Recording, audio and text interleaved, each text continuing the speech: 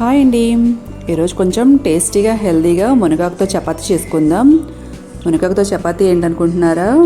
చాలా సింపుల్గా చేసేసుకోవచ్చండి. కళ్ళకి ఎంతో మంచిదైన మునగాకుని చపాతీ చేసుకుంటే టేస్ట్ ఉంటుంది, హెల్త్గా ఉంటుంది.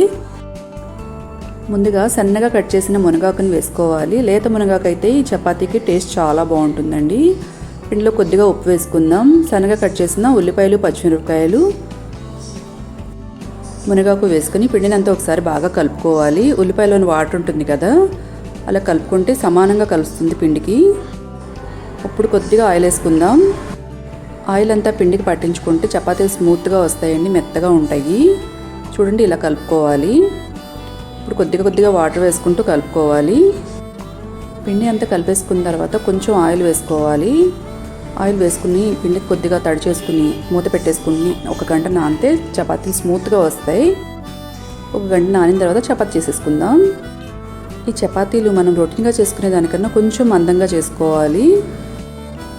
ప్యాన్ కాస్త హీట్ ఎక్కిన తర్వాత చపాతీ వేసుకుని బటర్తో కానీ ఆయిల్తో కానీ కాల్చుకోవచ్చు.